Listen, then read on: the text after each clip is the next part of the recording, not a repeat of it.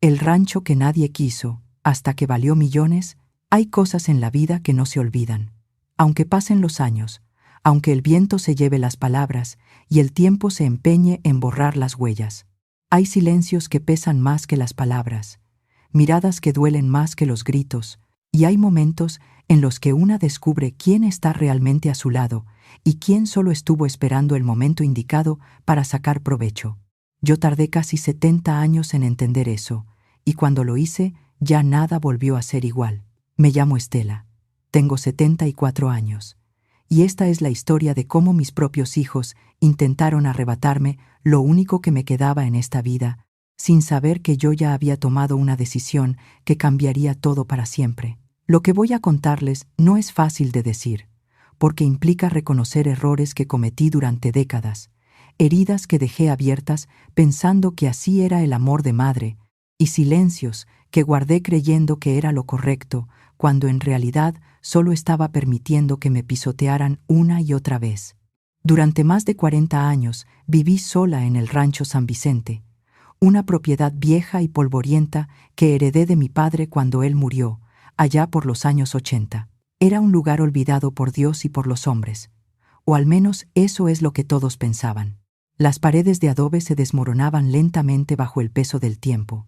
El techo de tejas rojas tenía goteras que yo misma intentaba reparar con pedazos de lona y clavos oxidados, y los corrales donde alguna vez hubo caballos y vacas, ahora solo albergaban maleza seca y recuerdos que dolían cuando los tocaba con la memoria. No había lujos aquí, no había comodidades modernas, solo había silencio, polvo, y el eco de una vida que alguna vez fue próspera, pero que se fue apagando con los años, como una vela que se consume sin que nadie la note. Mis hijos crecieron aquí, corrieron por estos patios, jugaron bajo la sombra del viejo mezquite que todavía sigue de pie en el centro del terreno, ese árbol que mi padre plantó cuando yo era niña y que ahora tiene más de 80 años, con ramas retorcidas que parecen brazos cansados extendidos hacia el cielo. Ellos trepaban ese árbol, se columpiaban de sus ramas, tallaban sus nombres en el tronco, pero en cuanto tuvieron la oportunidad de irse a la ciudad, lo hicieron sin mirar atrás.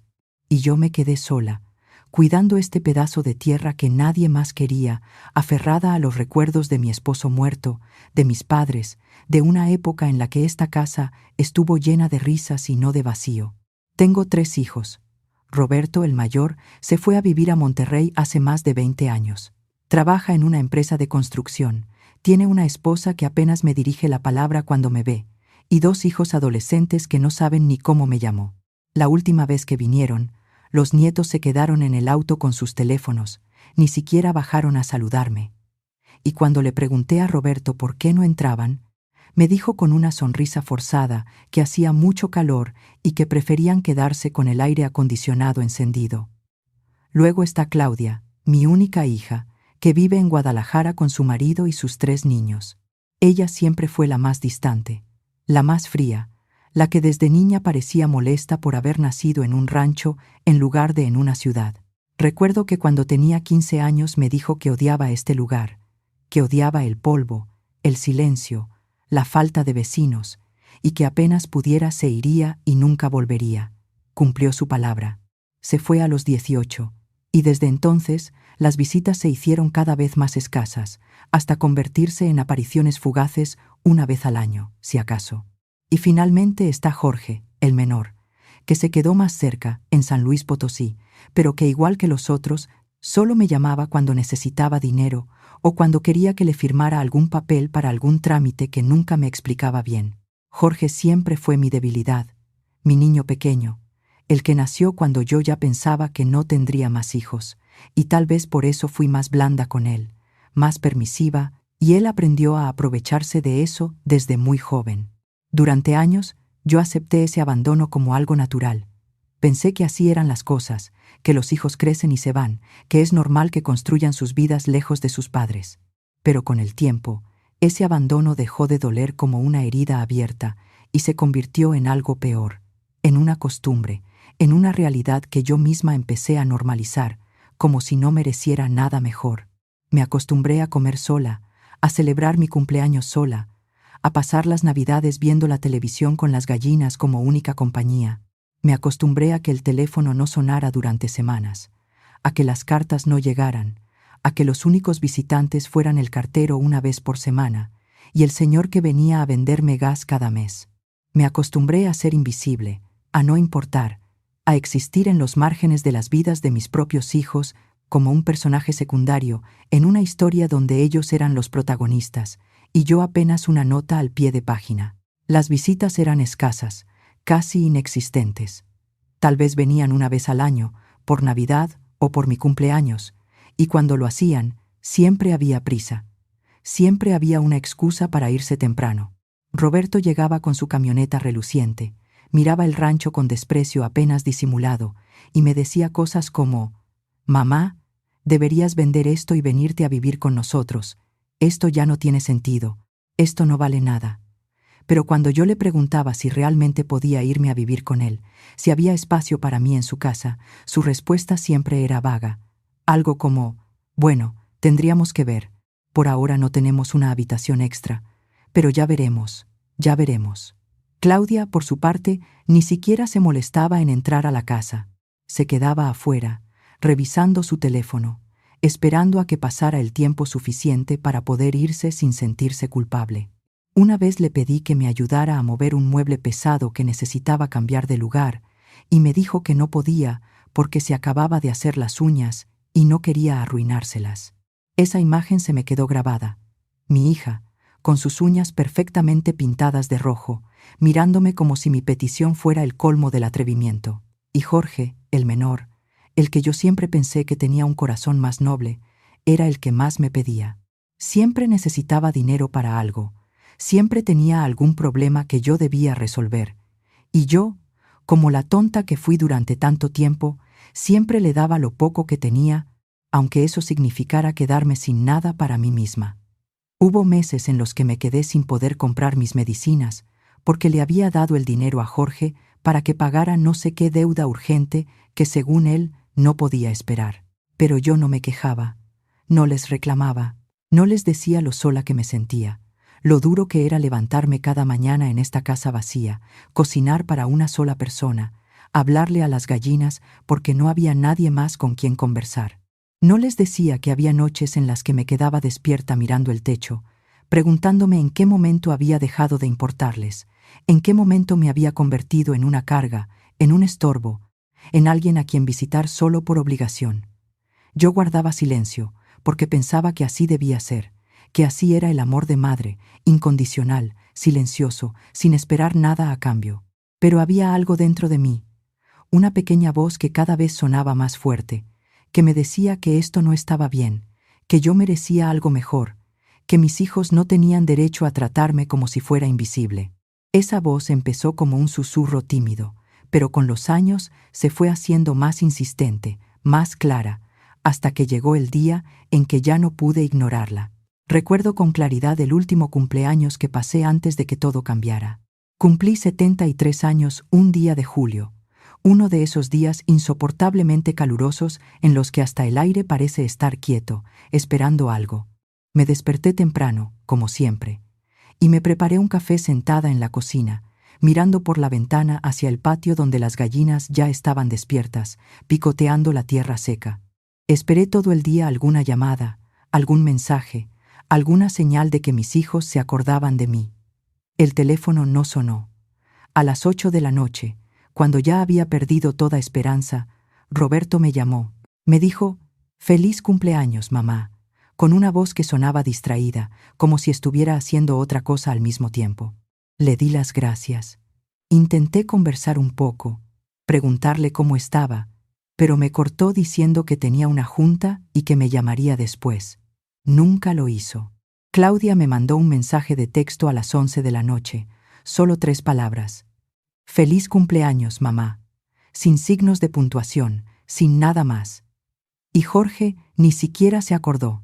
Me llamó 3 días después pidiendo dinero, y cuando yo le mencioné que había sido mi cumpleaños, se quedó en silencio unos segundos y luego dijo: «Ay, mamá, perdón. Se me pasó completamente. Ya sabes cómo es esto, con tanto trabajo». Esa noche lloré. Lloré como no había llorado en años. Lloré por todas las veces que me había tragado la tristeza, por todos los silencios que había guardado, por todas las excusas que les había puesto a mis hijos cuando en realidad no merecían ninguna. Y entonces, todo cambió. Fue un martes de octubre, un día como cualquier otro, caluroso y polvoriento, cuando un automóvil negro se detuvo frente al portón del rancho. Yo estaba en el patio, echándole maíz a las gallinas, cuando escuché el motor. No recibía visitas casi nunca, así que me sorprendió. Del auto bajó un hombre de traje oscuro, con portafolio en mano, y se acercó con pasos firmes. Era alto, de unos 50 años, con el cabello perfectamente peinado hacia atrás y lentes de marco delgado que le daban un aire serio y profesional. Se presentó como el licenciado Martínez, abogado especializado en propiedades históricas y testamentos antiguos. Me extendió una tarjeta de presentación con letras doradas y me dijo que había estado investigando registros antiguos de la región y que había encontrado información muy importante relacionada con el rancho San Vicente. Al principio pensé que era una estafa, que venía a quitarme algo, porque así es como funciona el mundo ahora. Siempre hay alguien intentando aprovecharse de los viejos, pero su tono era serio, profesional y tenía documentos que parecían legítimos. Me pidió permiso para entrar a la casa, y aunque desconfiada, lo dejé pasar. Se sentó en la vieja mesa de madera de la cocina, abrió su portafolio y sacó una carpeta llena de papeles amarillentos, mapas antiguos que se veían frágiles como si fueran a deshacerse al tocarlos, y fotografías en blanco y negro, de lugares que yo nunca había visto, pero que al mismo tiempo me resultaban extrañamente familiares. Me explicó que el rancho San Vicente no era solo este pedazo de tierra que yo conocía, sino que formaba parte de una propiedad colonial mucho más grande que había pertenecido a mi familia desde hace más de 200 años. Me habló de documentos que habían estado perdidos en archivos municipales durante décadas, guardados en cajas olvidadas en sótanos húmedos, de títulos de propiedad que nunca fueron reclamados porque nadie sabía que existían, y de una casa colonial que había sido restaurada secretamente por una fundación histórica que ahora quería devolver la propiedad a sus legítimos dueños. Yo lo escuchaba sin entender del todo, pensando que tal vez el calor me estaba jugando una mala pasada, que tal vez estaba soñando despierta como me pasaba a veces cuando me quedaba mirando el horizonte durante horas. Pero entonces sacó una fotografía. Era una casa enorme, majestuosa, de 2 pisos, con columnas blancas como las que se ven en las películas antiguas, balcones de hierro forjado con diseños intrincados que parecían encaje de metal y jardines impresionantes llenos de árboles centenarios, fuentes de cantera tallada y senderos empedrados que se perdían entre la vegetación. Me dijo que esa casa estaba debajo de mi propiedad, en el sentido legal, que formaba parte del mismo título original de tierra que mi padre había heredado de su padre y que mi abuelo había heredado del suyo, en una cadena que se remontaba hasta los tiempos de la colonia. Me explicó que durante la Revolución muchos documentos se perdieron, muchas propiedades cambiaron de manos de manera irregular y que esta casa en particular había pasado por varios dueños hasta que finalmente fue abandonada y cayó en ruinas. Hace 20 años, una fundación dedicada a la preservación del patrimonio histórico la encontró, la restauró completamente siguiendo los planos originales, y ahora, después de años de investigación legal, habían determinado que la propiedad legítima era de mi familia. Me dijo que el valor estimado de toda la propiedad, incluyendo la casa colonial y los terrenos circundantes que sumaban más de 100 hectáreas, era de aproximadamente $50 millones. Yo me quedé sin palabras. Literalmente, no pude hablar durante varios minutos. Sentí que el aire se me había quedado atorado en la garganta, que el mundo se había detenido, que nada de lo que estaba escuchando podía ser real. Pensé que estaba bromeando, que esto era algún tipo de error monumental, que tal vez se había equivocado de persona, pero él siguió mostrándome documentos, firmas que coincidían con el apellido de mi padre, sellos oficiales de notarías y juzgados, mapas donde podía ver claramente marcado el rancho San Vicente como parte de un terreno mucho más grande. Todo parecía real, todo parecía verdadero, pero mi mente se negaba a aceptarlo, porque durante 73 años había vivido creyendo que era pobre, que no tenía nada de valor, que este rancho destartalado era todo lo que poseía en el mundo. Me explicó que para hacer efectiva la transferencia de propiedad, necesitaba que yo firmara algunos documentos y que se realizaran ciertos trámites legales ante las autoridades correspondientes, pero que todo estaba en orden, que yo era la única heredera legítima reconocida en los registros porque mis hermanos habían muerto años atrás sin dejar descendencia y mis padres me habían dejado todo a mí en su testamento. También me advirtió algo muy importante, algo que en ese momento no entendí del todo, pero que después resultaría ser crucial. Me dijo que no le contara esto a nadie todavía, que esperara hasta que todo estuviera completamente legal, porque había personas que podrían intentar aprovecharse de la situación, que podrían aparecer reclamando derechos que no tenían, o peor aún, que podrían intentar manipularme para que tomara decisiones que no me convenían. Yo asentí, todavía en shock, todavía sin poder creer lo que estaba escuchando, sintiendo que en cualquier momento iba a despertar y descubrir que todo había sido un sueño absurdo. Él se fue ese mismo día, dejándome con la carpeta de documentos y una tarjeta con su número de teléfono, y yo me quedé sola en esa cocina silenciosa, sintiendo que mi vida acababa de dar un giro que nunca imaginé posible, que de repente todo lo que creía saber sobre mi existencia se había puesto patas arriba. Durante las siguientes semanas, seguí viviendo como siempre, pero con un secreto enorme pesando sobre mis hombros como una mochila llena de piedras. No le dije nada a nadie.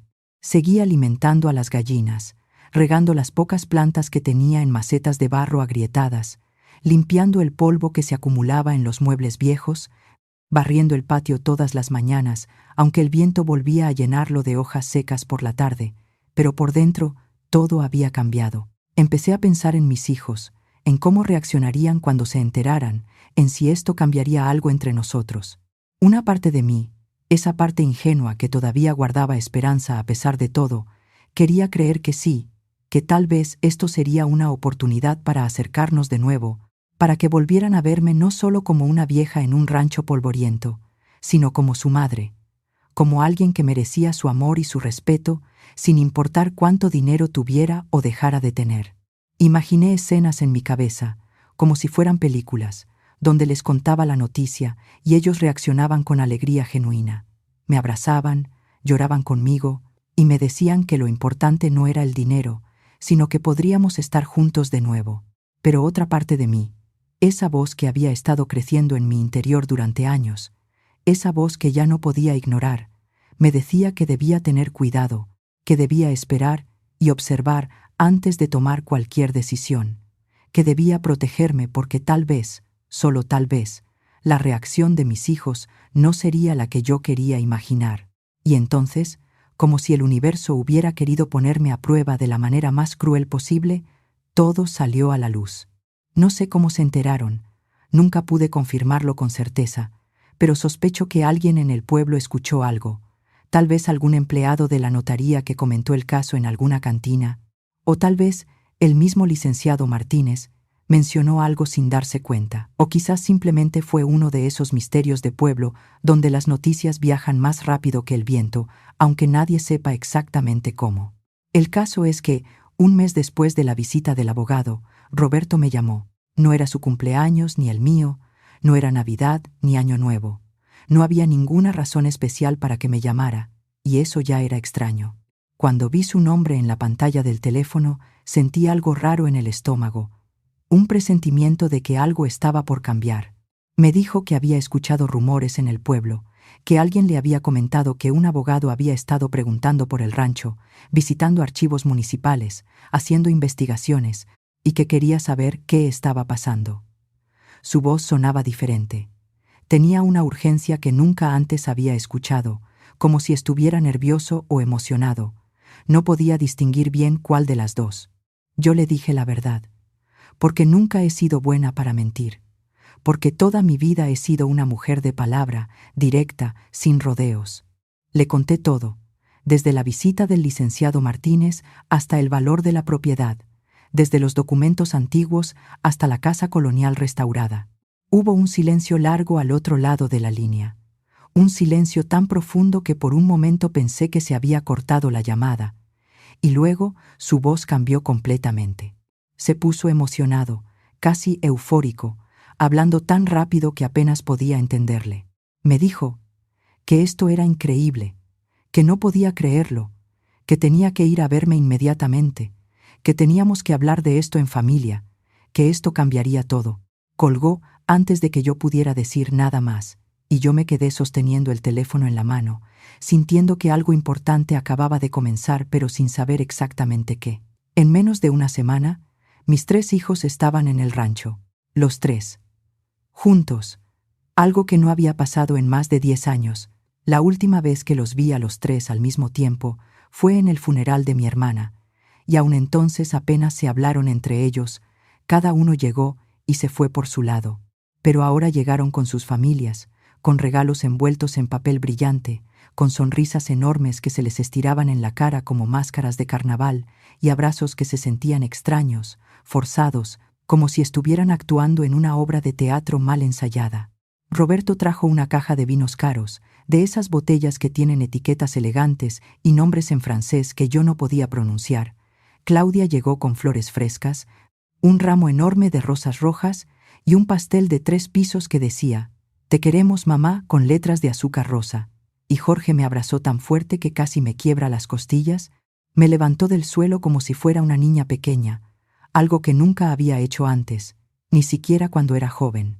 Se sentaron en la sala, en esos mismos muebles viejos que antes miraban con desprecio, esos sillones desteñidos con cojines hundidos que antes no querían ni tocar por miedo a ensuciarse, y empezaron a hablar todos al mismo tiempo, preguntándome sobre el abogado, sobre los documentos, sobre la casa colonial, sobre el dinero, sobre los planes, sobre el futuro.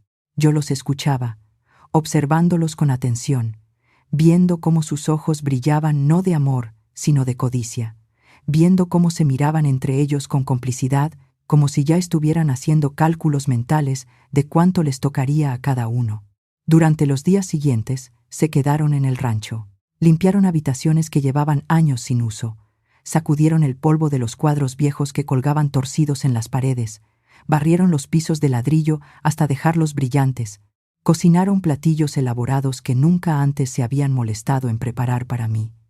Me trataron como si fuera una reina recién coronada. Claudia me llevaba el desayuno a la cama en una bandeja de madera con patas plegables que encontró guardada en un armario, con jugo de naranja recién exprimido, huevos revueltos con jamón, pan tostado con mermelada casera que ella misma había preparado, y hasta una flor en un vasito de cristal para decorar. Roberto reparó el techo de una de las habitaciones que llevaba goteras desde hace 5 años, subió con escalera y herramientas, martilló durante horas bajo el sol inclemente, algo impensable en el pasado cuando ni siquiera quería bajarse de su camioneta con aire acondicionado, y Jorge se encargó de arreglar el portón que había estado roto durante años. Lo soldó, lo pintó de verde oscuro, le puso bisagras nuevas que no chirriaban. Me decían palabras bonitas, me preguntaban cómo me sentía, si necesitaba algo, si estaba cómoda, si dormía bien. Me llamaban mamita, con una dulzura que nunca antes habían usado, con un tono meloso que me hacía sentir incómoda porque sonaba falso, artificial, como esos comerciales de televisión donde todo es perfecto, pero nada es real.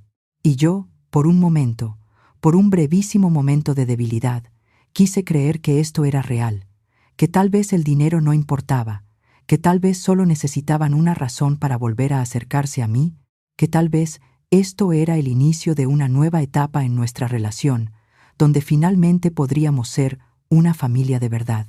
Pero esa ilusión no duró mucho, porque la realidad tiene una manera cruel de destruir las fantasías que nos construimos para protegernos del dolor. Una noche, mientras ellos pensaban que yo ya estaba dormida, los escuché hablar en la sala. Hablaban en voz baja, en susurros que intentaban ser discretos, pero que no lo eran lo suficiente, porque las paredes de esta casa son delgadas, construidas con materiales antiguos que dejan pasar los sonidos, y el silencio del rancho hace que todo se escuche amplificado, multiplicado, como si la casa misma quisiera que yo supiera la verdad. Roberto decía que lo mejor era convencerme de vender la propiedad lo antes posible, que $50 millones repartidos entre los 4 serían suficiente para que todos viviéramos bien el resto de nuestras vidas, que él podría finalmente expandir su negocio, comprar esa casa en la playa que siempre había querido, mandar a sus hijos a estudiar a Estados Unidos. Claudia estaba de acuerdo, pero sugería que me hicieran firmar un poder notarial para que ellos pudieran manejar todo, porque según ella, yo era demasiado vieja para entender esos asuntos legales complicados, demasiado ingenua para negociar con abogados y compradores, demasiado simple para tomar decisiones tan importantes. Dijo que lo mejor era que ellos se encargaran de todo, que yo solo tenía que firmar donde me dijeran y dejar que ellos hicieran el trabajo difícil. Y Jorge, mi pequeño Jorge, el que siempre creí que tenía mejor corazón, el que yo había defendido y protegido durante toda su vida, el que había sido mi debilidad y mi perdición, dijo algo que me partió el alma en pedazos tan pequeños que todavía hoy, 2 años después, siento el dolor cuando lo recuerdo. Dijo que mientras más rápido se hiciera todo, mejor, porque a su edad, quién sabe cuánto tiempo más le queda a mamá. Y sería una pena que se muriera antes de que pudiéramos disfrutar esto. Sería una tragedia perder esta oportunidad por andar con sentimentalismos. Esas palabras cayeron sobre mí como piedras, como rocas enormes que me aplastaban el pecho y no me dejaban respirar. Me quedé en mi cama, con los ojos abiertos en la oscuridad, mirando las vigas del techo que apenas se distinguían en la penumbra, sintiendo cómo algo dentro de mí se rompía definitivamente, como cuando se rompe un plato de porcelana, y aunque intentes pegarlo nunca vuelve a ser el mismo.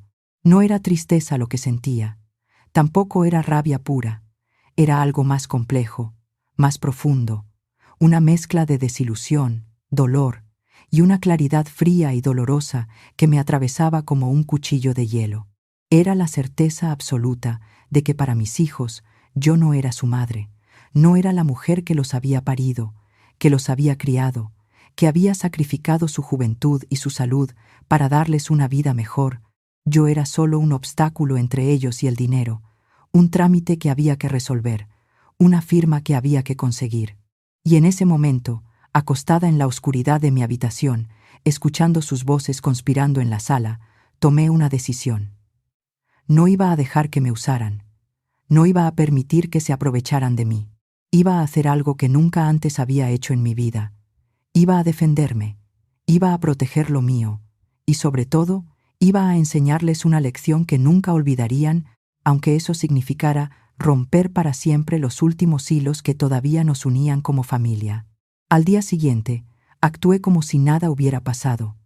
Seguí aceptando sus atenciones, sus sonrisas falsas, sus palabras vacías que sonaban huecas como tambores sin fondo. Desayuné con ellos, les agradecí todo lo que estaban haciendo, les sonreí, incluso les dije que me sentía muy feliz de tenerlos a todos juntos de nuevo, y ellos se miraron entre sí con satisfacción, creyendo que su plan estaba funcionando, creyendo que me tenían exactamente donde querían. Pero por dentro ya estaba planeando cada movimiento con la precisión de un jugador de ajedrez que sabe que tiene pocas piezas, pero que puede ganar si las mueve correctamente. Llamé al licenciado Martínez y le pedí que viniera al rancho de nuevo, pero esta vez en secreto, a una hora en la que sabía que mis hijos estarían fuera. Vino una mañana en la que ellos habían ido al pueblo a hacer unas compras, supuestamente para traerme más cosas que yo no necesitaba, pero que seguían comprando para impresionarme. Y en esa reunión le conté todo. Le conté lo que había escuchado esa noche, cómo habían hablado de mí como si ya estuviera muerta, cómo me habían tratado durante años con indiferencia y abandono, y cómo ahora solo querían el dinero. Le pregunté si había alguna manera legal de proteger mi voluntad, de asegurarme de que la herencia se distribuyera de la manera que yo quisiera, sin importar lo que ellos intentaran hacer, sin que pudieran impugnar o cambiar mis decisiones después de que yo muriera. Él me escuchó con atención, asintió con la cabeza y me dijo que sí, que había varias opciones, pero que debíamos actuar rápido, que debíamos hacerlo bien desde el principio para evitar problemas legales después. Durante las siguientes semanas, el licenciado Martínez y yo trabajamos en silencio, en secreto, como conspiradores planeando un golpe que cambiaría todo. Nos reuníamos temprano en la mañana o tarde en la noche, cuando mis hijos estaban dormidos o ausentes, y poco a poco fuimos armando un plan que era justo, legal, y que protegería mi dignidad y mi voluntad. Redactamos un testamento nuevo, detallado, legal, blindado contra cualquier intento de impugnación, con cláusulas específicas que hacían imposible que mis hijos pudieran cambiarlo sin mi consentimiento. Pero no solo eso. También hicimos algo más. Algo que sabía que mis hijos nunca esperarían, algo que ni siquiera podían imaginar. Creamos una fundación benéfica, registrada legalmente ante notario público y ante las autoridades correspondientes, con el objetivo de preservar propiedades históricas y apoyar a familias de escasos recursos en la región. La casa colonial y una parte importante de los terrenos, aproximadamente 60 de las 100 hectáreas, fueron transferidos a esa fundación, con la condición de que yo tendría el usufructo vitalicio, es decir, que podría vivir allí, usar la propiedad, disfrutar de ella hasta el día de mi muerte, pero que después todo pasaría a manos de la fundación para ser usado en proyectos culturales, educativos y sociales. El resto de la propiedad, el rancho San Vicente donde yo había vivido toda mi vida, las 40 hectáreas restantes que incluían esta casa vieja y los corrales abandonados, lo dejé dividido en partes iguales entre mis 3 hijos, pero con una condición muy específica, una condición que el licenciado Martínez me ayudó a redactar de manera que fuera legalmente vinculante y no pudiera ser cuestionada. Solo podrían reclamar su parte si demostraban, con hechos y no con palabras, que habían cuidado de mí durante el último año de mi vida, visitándome al menos una vez al mes, sin pedir dinero, sin presionarme para que vendiera o firmara nada, simplemente estando presentes, simplemente siendo mis hijos de verdad, y no solo cuando les convenía. Sabía que esto sonaba complicado, tal vez hasta cruel para algunos, pero para mí tenía todo el sentido del mundo. Si realmente me amaban, si realmente les importaba, un año de visitas no debería ser un problema, debería ser algo natural, algo que quisieran hacer sin necesidad de que hubiera una herencia de por medio. Pero si solo estaban interesados en el dinero, si solo me buscaban por conveniencia, entonces se rebelarían solos, su propia codicia los delataría y perderían todo. El testamento quedó firmado, sellado con todas las formalidades legales, guardado en la notaría con copias certificadas, y yo seguí con mi vida, esperando el momento adecuado para decir la verdad, sabiendo que cuando ese momento llegara, nada volvería a ser igual. Ese momento llegó 3 meses después. Mis hijos seguían visitándome, seguían siendo amables en apariencia, seguían manteniendo esa fachada de hijos preocupados y cariñosos, pero yo notaba que empezaban a impacientarse, que la máscara comenzaba a resquebrajarse, que la actuación se les estaba haciendo cada vez más difícil de sostener. Roberto me preguntaba constantemente cuándo iba a firmar los papeles de venta. Me traía folletos de casas en Monterrey donde supuestamente podría vivir con ellos, aunque cuando yo preguntaba detalles específicos, sus respuestas eran siempre vagas y evasivas. Claudia insistía en que le diera un poder notarial. Me llevaba documentos impresos que, según ella, solo necesitaban mi firma para agilizar los trámites. Aunque yo nunca terminaba de entender qué trámites eran esos, ni por qué tenían tanta prisa. Y Jorge me pedía dinero prestado casi cada semana, siempre con alguna excusa nueva, siempre prometiendo que me lo devolvería pronto, aunque ambos sabíamos que nunca lo haría. Una tarde de un sábado lluvioso, cuando el cielo estaba gris y las nubes descargaban agua sobre el rancho como si el cielo estuviera llorando, los reuní a los 3 en la sala y les dije que tenía algo importante que decirles. Se sentaron frente a mí, en el mismo sofá donde yo los había escuchado conspirar semanas atrás, con esa misma mirada expectante, con los ojos brillantes de anticipación, creyendo que finalmente les iba a dar lo que querían, creyendo que su paciencia había dado frutos. Y yo respiré hondo antes de hablar, sintiendo el peso de lo que estaba por decir, sabiendo que estas palabras cambiarían todo para siempre. Les dije que ya había tomado decisiones sobre la propiedad, que había hecho un testamento y que todo estaba legalmente arreglado, que no necesitaban preocuparse por nada porque todo estaba en orden. Roberto sonrió. Claudia se relajó visiblemente en el sofá y Jorge me guiñó un ojo como si estuviéramos compartiendo un secreto. Pero entonces les expliqué los detalles. Les conté sobre la fundación, sobre la casa colonial, que ya no sería de ellos, sino de una organización dedicada a preservar el patrimonio histórico y ayudar a la comunidad, sobre las condiciones del testamento, sobre el año de visitas que necesitaban cumplir para poder reclamar su parte del rancho. Vi cómo sus rostros cambiaban de la sorpresa a la confusión, de la confusión al desconcierto y luego a la furia. Fue como ver una transformación, como ver máscaras cayendo una tras otra hasta revelar las caras verdaderas que habían estado escondiendo todo este tiempo. Roberto fue el primero en estallar. Se levantó del sofá tan bruscamente que casi lo voltea, y me gritó que estaba loca, que cómo me atrevía a regalar su herencia, que él era mi hijo y que merecía ese dinero, que había trabajado toda su vida, y que esto era una traición imperdonable. Su cara se puso roja, las venas del cuello se le marcaron como cuerdas tensas, y por un momento pensé que iba a pegarme, algo que nunca había hecho pero que en ese instante parecía posible. Claudia comenzó a llorar, pero no de tristeza, sino de rabia, esas lágrimas calientes que vienen de la frustración y el enojo. Me dijo entre sollozos que esto era injusto, que ella había sacrificado mucho por mí, que había venido a visitarme cuando nadie más lo hacía, lo cual era una mentira tan descarada que casi me hizo reír. Le recordé que en los últimos 5 años me había visitado exactamente 4 veces, y 3 de esas veces fue porque necesitaba que le firmara documentos o que le prestara dinero. Se calló, pero sus ojos me miraban con un odio que nunca antes había visto, un odio puro y desnudo que me hizo entender que para ella yo ya no era su madre, era su enemiga. Y Jorge simplemente se levantó y se fue, sin decir una palabra, dando un portazo que hizo temblar las paredes y dejó caer polvo del techo.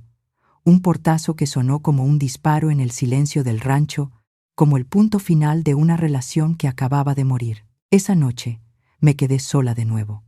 Los 3 se fueron, cada uno por su lado, sin despedirse, sin mirar atrás, y yo me senté en el portal del rancho mirando la lluvia caer sobre la tierra seca, viendo cómo el agua formaba charcos en el patio y cómo las gallinas se refugiaban bajo el tejado del corral.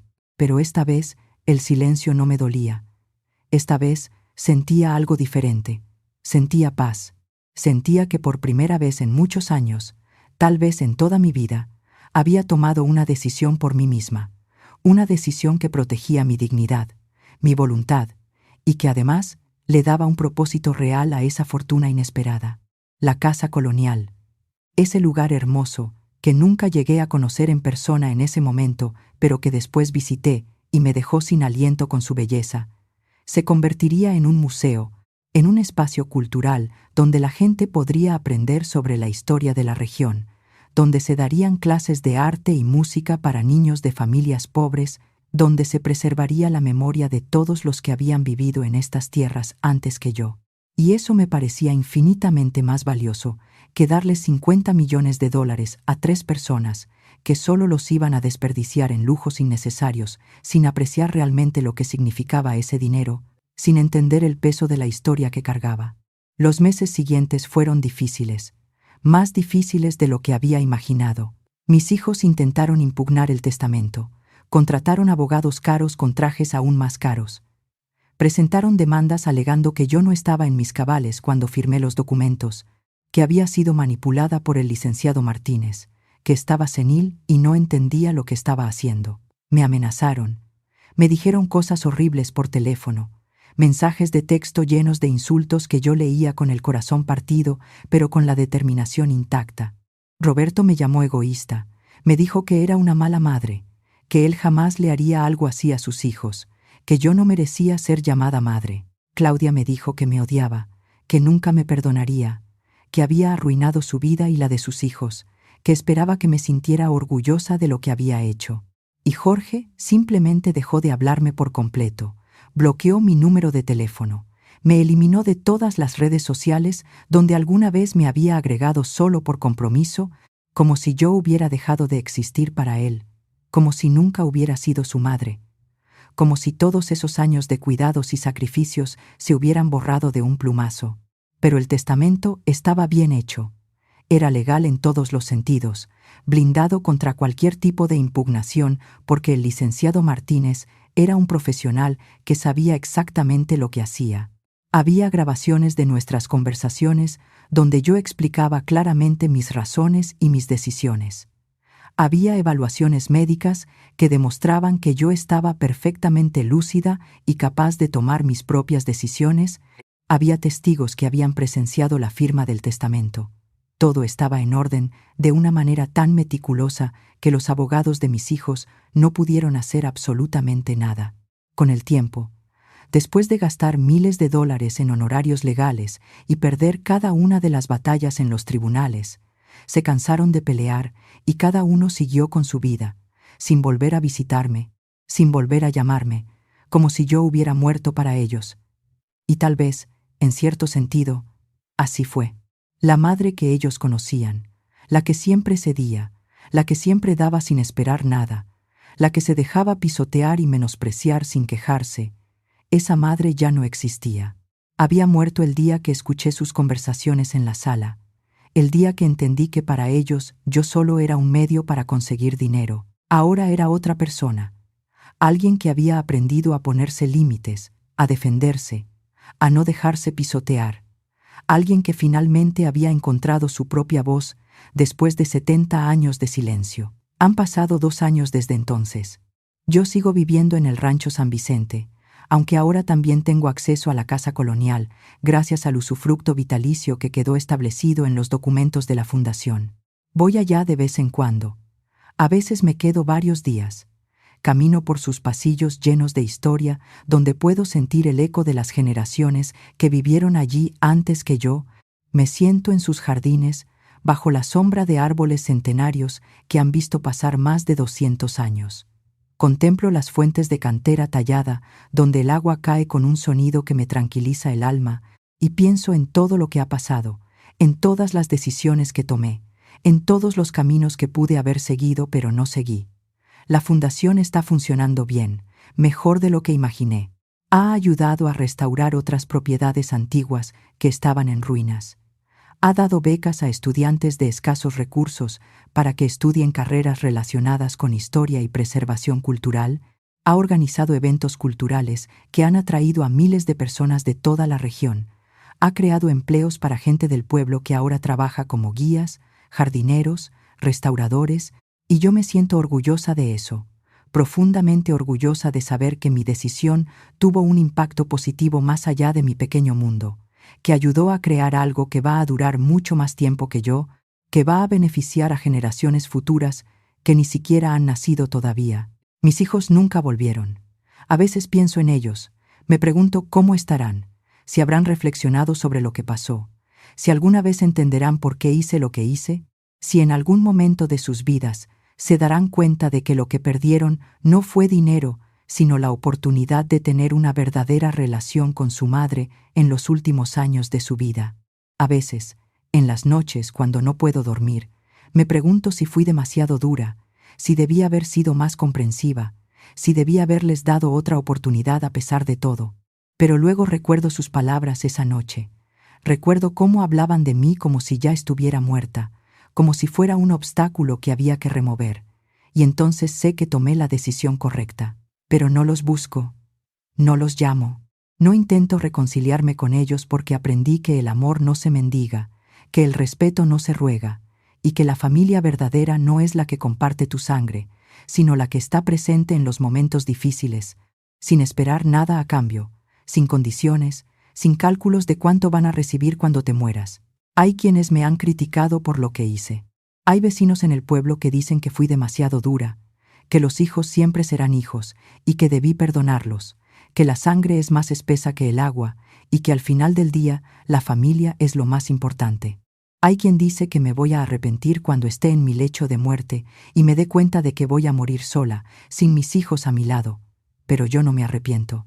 No me arrepiento ni un segundo de haber defendido mi dignidad, de haber protegido lo que era mío, de haber tomado una decisión que, aunque dolorosa, fue justa.